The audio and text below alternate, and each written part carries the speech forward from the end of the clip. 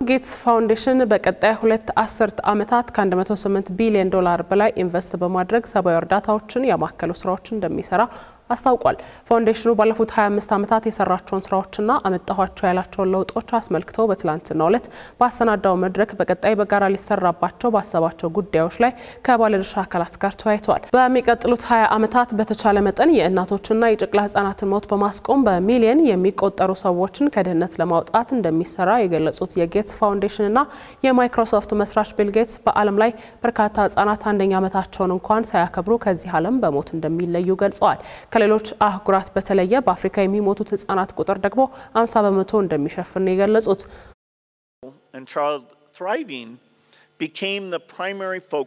ህጻናትን ከሞት መታደግ የፋውንዴሽናችን ቀዳሚው ተግባር አድርገናል።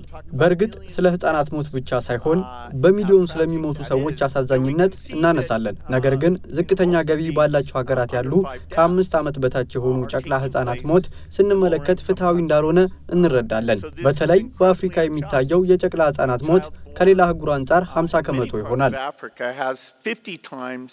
the chance of dying before the age of 5 than children in other countries.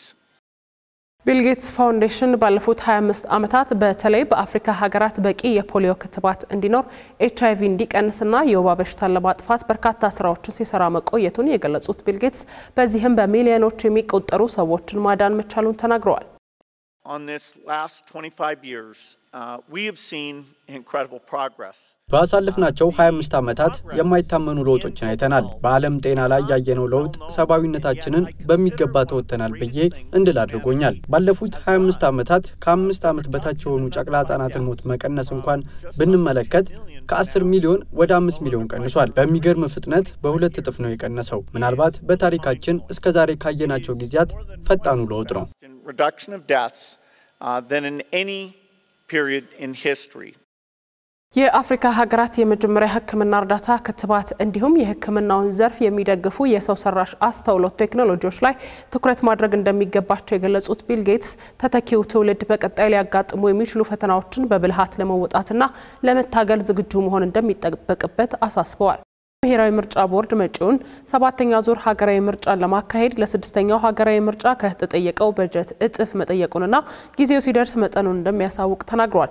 ቦርዱ ይህንን ያለው በቀጣይ ዓመት የሚደረገውን 7ኛ ዙር ሀገራዊ ምርጫ አስመልክቶ ትላንት መግለጫ በሰጠበት ጊዜ ሲሆን ቦርዱ ባለፈው 6ኛ ዙር ሀገራዊ ምርጫ 3.7 ቢሊዮን ብር ጠይቆ 2.5 ቢሊዮን ብር በጀት እንደተፈቀደለት ይታወሳል።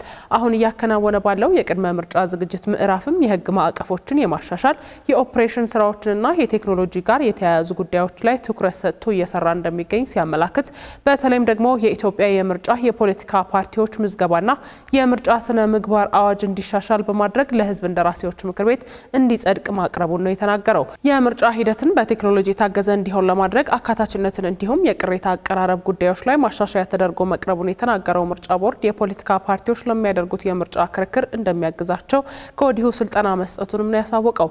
የሀገር ውስጥ ተፈናቃዮች እንደ እጩ መቅረብ እንዲችሉ የሚያሳትፍ ጥናት ስለመደረጉም ቦርዱ በመግለጫው ጠቅሷል። ሀና ብርታረች ይዘገበችው። የአዲስ አበባ ከተማ አስተዳደር በከተማው የሚንቀሳቀሱ የፖለቲካ ፓርቲዎች በስራቸው ችግር እንዳይገጥማቸው እንደሚያደርግ እንዲሁም በጋራ ጉዳዮችም ላይ አብሮ መስራቱን እንደሚቀጥል አሳውቋል። የከተማ አስተዳደሩ አመራሮች ይህንን ያረጋገጡት ከፖለቲካ ፓርቲዎች አመራሮች ጋር በትላንትናው ዕለት በመከሩበት ጊዜ ሲሆን በውይይቱ የከተማው የፖለቲካ ፓርቲዎች የጋራ ምክር ቤት አባል የሆኑ 18 ያህል የፖለቲካ ፓርቲዎች አመራሮችና የጋራ ምክር ቤቱ ስራ አስፈጻሚ ኮሚቴ አባላት ተሳትፈውበታል። የአዲስ አበባ ከተማ አስተዳደር በከተማዋ ከሚንቀሳቀሱ የፖለቲካ ፓርቲዎችም ሆነ ከጋራ ምክር ቤቱ ጋር በጋራ መስራቱን እንደሚቀጥል በዚሁ መድረክ ላይ በድጋሚ ያረጋገጠ ሲሆን ከተማ አስተዳደሩ ከሰሞኑ ከተለያዩ የህብረተሰብ ክፍሎች ጋር ያካሄደ የሚገኘውን ውይይትም በቀጣይ ቀናት ከተወሰኑ የህብረተሰብ ክፍሎች ተወካዮች ጋር እንደሚቀጥል ነው ለማወቅ የቻለው። ኤርሚያስ በጋሻው ነው የዘገበው። የኢትዮጵያና የቤልጂየም የንግድ ልውውጥ መጠን ባለፉት 2 ዓመታት ከእጥፍ በላይ መጨመሩ ተነግሯል። እንደ አውሮፓውያን አቆጣጠር በ2023 የነበረው የ350 ሚሊዮን ዶላር የንግድ ልውውጥ አሁን ላይ ወደ 718 ሚሊዮን ዶላር ከፍ ያለ ሲሆን ኢትዮጵያና ቤልጂየም የንግድ ግንኙነታቸውን ለማሳደግ በጋራ እየሰሩ መሆናቸው ተነግሯል። ይህ የተነገረው ለ3 ቀናት የሚቆይ የሁለት ሀገራት የቢዝነስ ፎረም ትናንት መካሄድ በጀመረበት ወቅት ሲሆን 13 የቤልጂየም እንዲሁም 80 የኢትዮጵያ ኩባንያዎች ኃላፊዎች በመሳተፍ ላይ ናቸው። በቢዝነስ ፎረሙ መክፈቻ እንደተነገረው ኢትዮጵያ በቤልጂየም ጨምሮ ወደ ሌሎች የአውሮፓ ሀገራት ቡና እንዲሁም ሌሎች የጥራጥሬ ምርቶችን የምትልክ ሲሆን ከአውሮፓ ሀገራት የምታስገባው የምርት መጠን ግን ከፍ ያለ ነው ተብሏል። ይህንን የገቢና የውጭ የምርት መጠን ለማስተካከል የቤልጂየም ኩባንያዎች በኢትዮጵያ ቆይታቸው በተለይም በግብርና፣ በታዳሽ ኃይል፣ በኢንፎርሜሽንና ቴክኖሎጂና እንዲሁም የፕላስቲክ ተረፈ ምርቶችን መልሶ ጥቅም ላይ ከመዋል አኳያ ልምዳቸውን ለኢትዮጵያውያን ባለሀብቶች ያካፍላሉ ተብሎ ይጠበቃል። የኢትዮጵያ ኤሌክትሪክ ኃይል አገልግሎት በተለያዩ የሀገሪቱ አካባቢዎች በሚገኙ ደንበኞቹ ላይ አደረኩት ባለው የቆጠራ ምርመራ ስራ በበርካታ የቅድመና የድህረ ክፍያ ቆጣሪዎች የኤሌክትሪክ ኃይል ስርቆት እየተፈጸመ ነው ብሏል። ተቋሙ ተከታታይነት ያላቸው የቆጣሪ ምርመራ ስራዎችን ተግባራዊ ማድረጉን ሲገልጽ የኃይል ስርቆት በሚፈጽሙ ደንበኞች ላይ ተገቢውን ህጋዊ እርምጃዎችን እየወሰደ እንደሚገኝ ነው የተናገረው። የኃይል ስርቆት የፈጸመ በህገወጥ መንገድ ከሌላ ጋር ያገናኘ መስመር ያሰናከለ እስከ 5 ዓመት በሚደርስ ጽኑ እስራትና እስከ 50 ሺህ ብር በሚደርስ የገንዘብ መቀጮ እንደሚቀጣ ያስታወቀው ተቋሙ በተጨማሪም ይጠቀምበት የነበረው አገልግሎት እንደሚቋረጥና ያለ አግባብ ለተጠቀመው የኤሌክትሪክ ፍጆታ ሂሳብ ከቅጣት ጋር እንዲከፍል የሚገደድ መሆኑን ነው የጠቆመው። የኃይል ስርቆትን ለመከላከል በሚደረገው ጥረት የደንበኞች ሚና ከፍተኛ ነው መባሉን ከተቋሙ ያገኘነው መረጃ ያመለክታል። ተመልካቾቻችን የምትከታተሉት የአዲስ ነገር የጧት የሀገር ውስጥ አጫጭር መረጃዎቻችንን ነው። የትራንስፖርትና ሎጂስቲክስ ሚኒስቴር አዲስ ያዘጋጀውን የመስሪያ ቤቱን አርማ በትላንትናው ዕለት ይፋ አድርጓል። ሚኒስቴሩ አለሙ ስሜ አርማው ከትላንት ግንቦት 25 ቀን 2017 ዓ.ም ጀምሮ በሚኒስቴር መስሪያ ቤቱና በየደረጃው በሚገኙ ተጠሪ ተቋማት ተግባራዊ እንደሚደረግ አስታውቀዋል። አርማው ሚኒስቴር መስሪያ ቤቱ የሚሰጣቸውን አገልግሎቶች ገላጭ በሆነ መልኩ መዘጋጀቱ ሲገለጽ ይህም በሌሎች ዘንድ የሚታወስበት መለያና መታወቂያ ሆኖ እንደሚያገለግል ነው ተጠቆመው። በአርማው ርክክብ ስነ ስርዓት ላይ በህዝብ እንደራሴዎች ምክር ቤት የከተማ መሰረተ ልማትና ትራንስፖርት ጉዳዮች ቋሚ ኮሚቴ አባላትን ጨምሮ የትራንስፖርትና ሎጂስቲክስ ሚኒስቴርና የተጠሪ ተቋማት አመራሮች ተገኝተዋል። አርማውን ያዘጋጀው ፓወር አፍሪካ ኢቨንትስ የተሰኘው ድርጅት መሆኑን ጨምሮ የዘገበው ጌታሁን አንጭሶ ነው።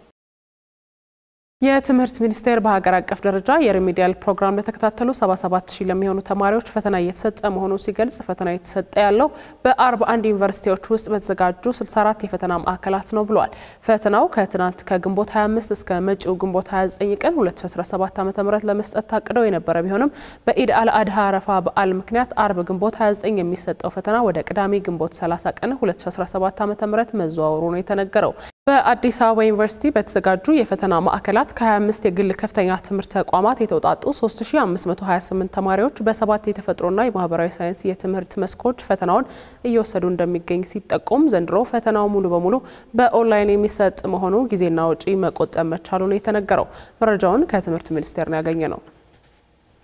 ከዚሁ ከትምህርት ዜና ሳንወጣ በኦሮሚያ ክልል የ6ኛ ክፍል ፈተና ዛሬ መሰጠት ሲጀምር የ8ኛ ክፍል ፈተና ደግሞ ከነገ በስቲያ ሐሙስ ግንቦት 28 ቀን 2017 ዓ.ም ይሰጣል። በዚህም በድምሩ 770,000 ገደማ የ6ኛ ክፍል ተማሪዎች ፈተናውን እንደሚወስዱ ሲጠበቅ በተመሳሳይ ደግሞ ከ592,000 በላይ የ8ኛ ክፍል ተማሪዎች ፈተናውን እንደሚወስዱ ነው የተነገረው። ፈተናዎቹን በተሳካ ሁኔታ ለማከናወን ዝግጅት ተጠናቆ በ1305 የፈተና ማዕከላት ፈተናው መሰራጨቱ ታውቋል። ተማሪዎችን ውጤት ለማሻሻል የሚያስችሉ ማጠናከሪያ ትምህርቶችና ሞዴል ፈተናዎች እንዲሰጡ መደረጉ ሲገለጽ ተማሪዎችም ሳይጨነቁ ፈተናውን እንዲወስዱ ነው የክልሉ ትምህርት ቢሮ ጥሪውን ያቀረበው። ዜናው የፕሬስ ድርጅት ነው።